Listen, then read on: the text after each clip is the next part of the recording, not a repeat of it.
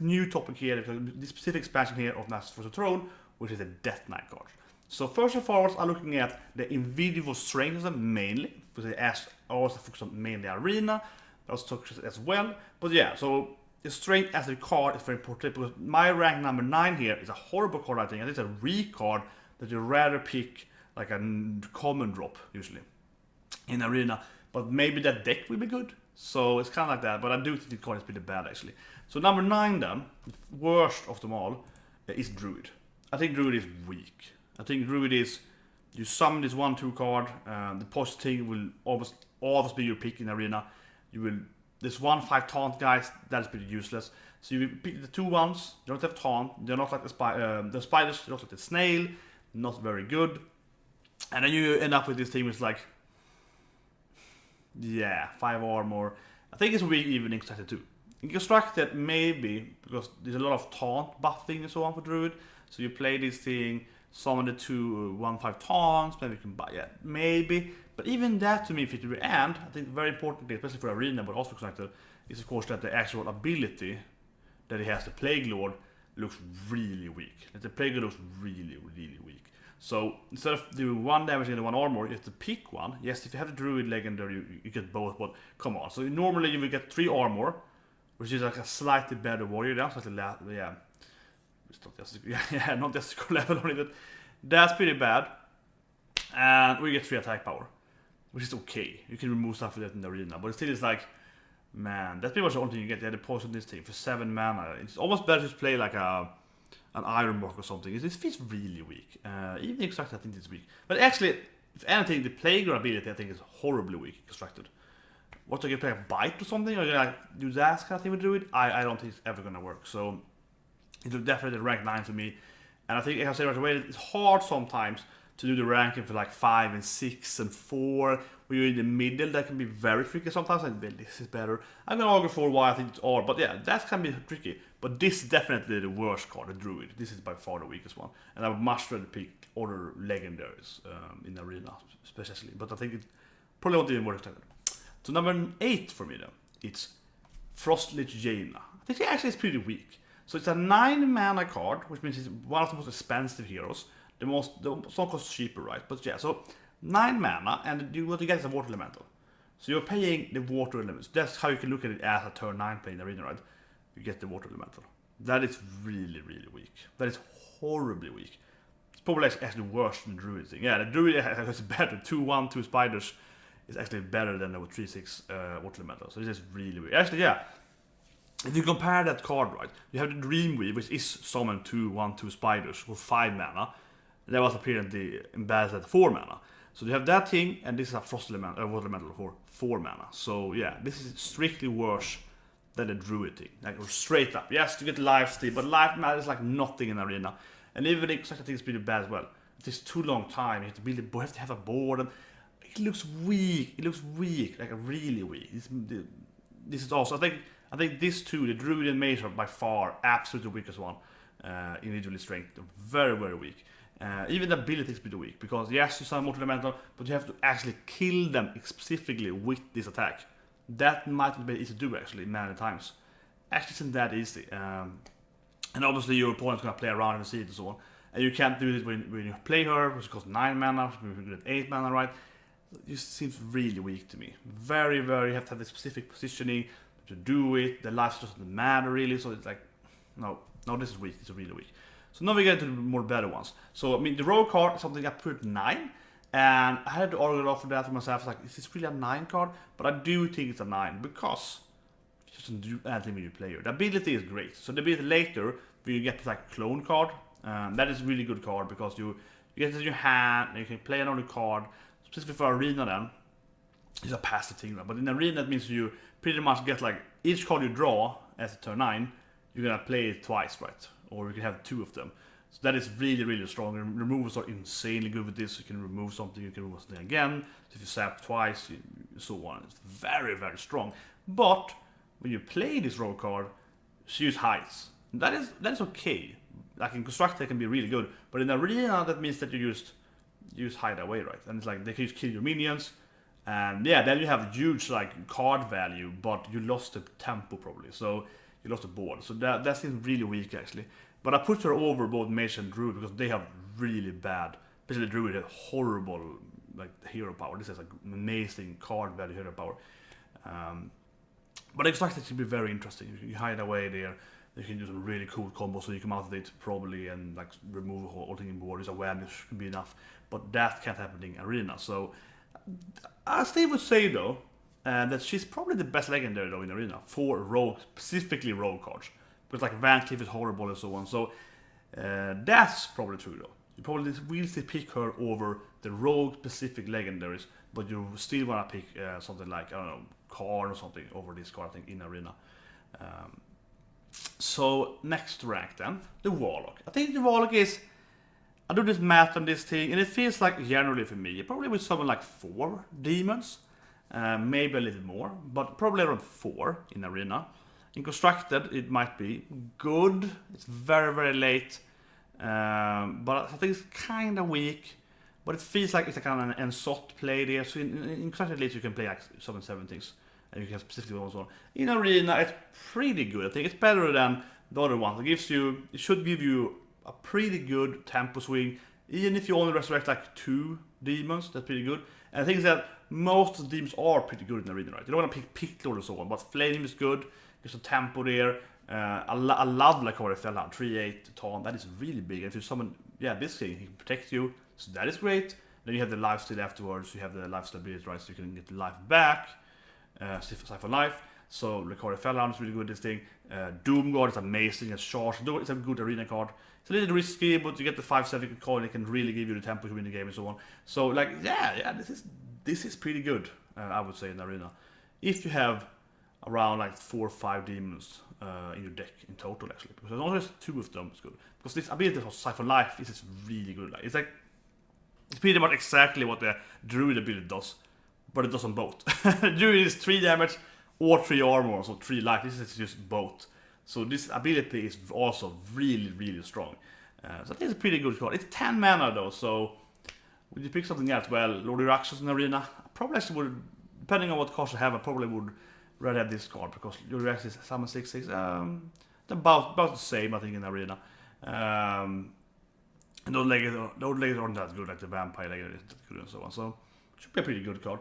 But anyway, I think this is kind of like the bottom tier Death Knights. And then next to here, a jump here from this like this kind of a split here.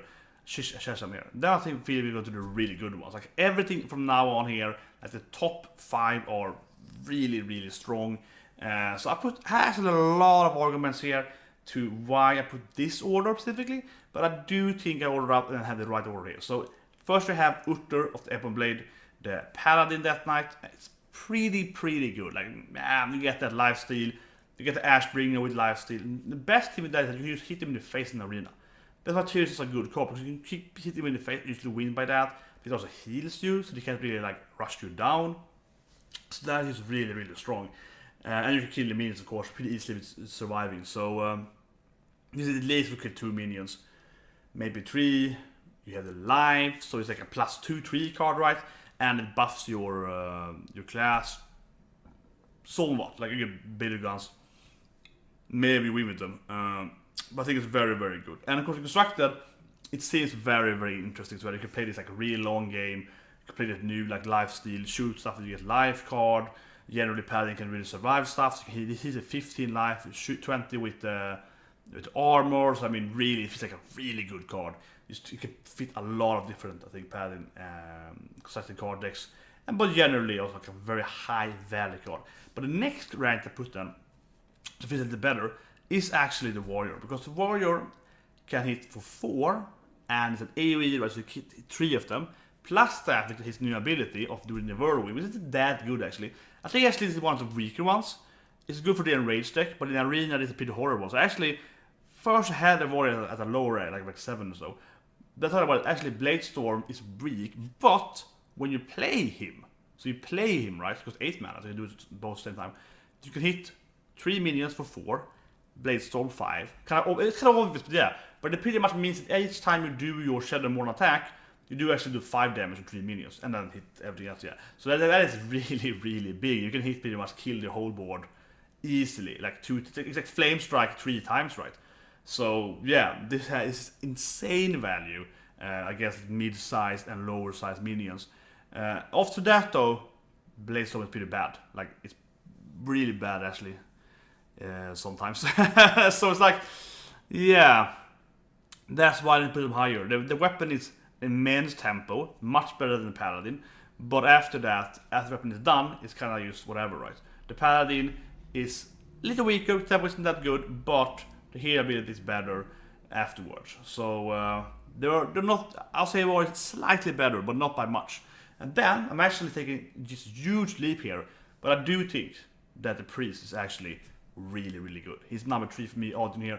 I think it actually is great because this ability is the best ability. This battle cry he has is the best battle cry. That's why he's right here for me.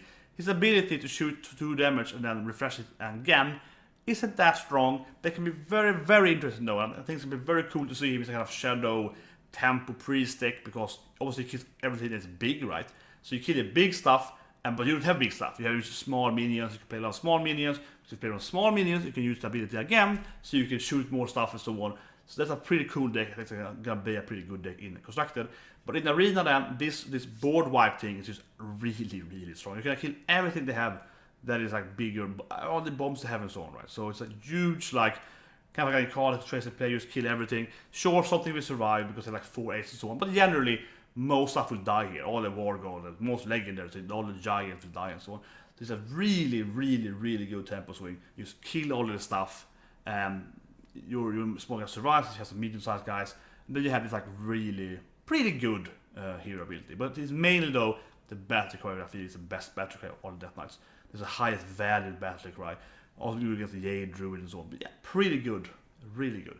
And then I think, though, I will say though, we get the 2 last ones here, rank 1 and rank 2 of the Death Knights, and I say, wow, these are probably on the jump here in how insane the value is. So first then, for rank 2, we have the Hunter, the first card I was revealed. His battle cry, first of all, is pretty good, I think. It's like Consecration. That's pretty good for 6 mana. That feels pretty fair. And he's cheaper too. Important to note, obviously, in the next rank is very cheap as well. It's only costs 6 mana, so you can pay them up a bit earlier. You get the effect in itself, can be good in Arena, or Constructed for that matter. You just kind of board clear, right? And then, man, he gets a lot of value. This is probably the highest value, this is the highest value ability we have in Arena. Just creating big size bomb minions, or small size, but generally like bomb minions. So every turn you can, like, for your late game Arena, you can just craft a good minion that you want. That is insanely high value. Easily the best hero power in Arena. Even in Constructed, I would say, is probably the best one, generally. Just like if you have like a long game. So this kind of control Hunter thing, the problem of course is, can you survive to get to the late game for Hunter? That's of course the issue. But if people are able to do that, this is going to be amazing. Just keep creating really, really cool cards. There's some RNG in there, but it's double discovered, so shouldn't be that high. So this is a very, very, very good card. And Hunters do have pretty good legendaries though, but this is probably the best by far. Amazing. Yeah, the value is insane. Because the Rogue has really, really good value too.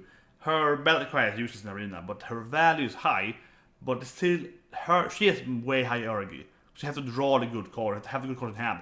This is a double discover, right? So you can also get a pretty good card. So it's less RNG than her. It's way better. Then of course, rank 1. Obviously the last one is of course Shaman. Shaman is insanely good in Arena. Rank 1 easily Shaman. I mean, first of all, it costs the shitless mana actually. I think surprisingly, it also costs only 5 mana. So you can play it actually pretty early, right? In Arena. Or in Constructed for that matter. But like in Arena especially, you can play it. Because in Arena, just evolving like a 2 minions could win you the game. So I can see you play a 2-drop, you play a 3-drop, and they can't kill it for whatever reason, like they had a bad starting hand, or you get like a good trace, you have a 3-1 left or something, and you just coin this guy out at turn 4. That is pretty much won the game, because then you make those a 2 to 4-drop and a 3 to 5-drop, right? They pretty much won the game from that right in Arena. That's like, this guy easily has the best scenario if you can like. You set form a few totems so on for 5. You can like do some other stuff. Right? The AoE double evolve thing is just insanely good, insanely good, and it's so cheap. It costs more mana. If it costs like 7 mana, I still think I would say he's the best minion. I think I probably still have him as the best. Or maybe the Hunter would take it from me then, but yeah, something like that. So good. This is insanely good. And of course, this evolve thing I think is gonna break the game in Arena. This is easily the best legendary I think in Arena. Easily for Death Knights. Maybe even the best legendary in total, yeah. Prince Monarch is pretty good. But it's random, yeah, this is probably better. Sylvain also was Warrior, Ragnaros, yeah. This is definitely on the Ragnaros Sylvain's level. This thing is so insane, right? Because you can just play something, play a Yeti at turn 4, hit them, kill something, kill like a 3/3, evolve the Yeti. You can keep evolving stuff every round, right?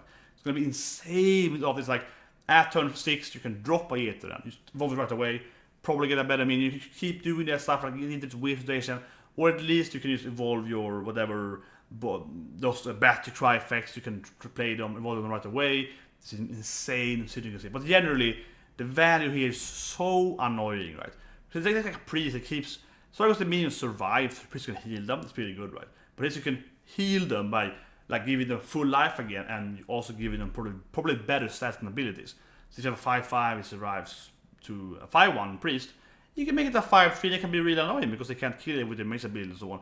But here instead, you can give it 4 life or more life because you make it a 60 stats, so you get 5 life. I've also been really strong. Master Rouge is an amazing card in Arena. Not the best card, but it's a really good card. But this is easier, right? Because it costs 2 mana less.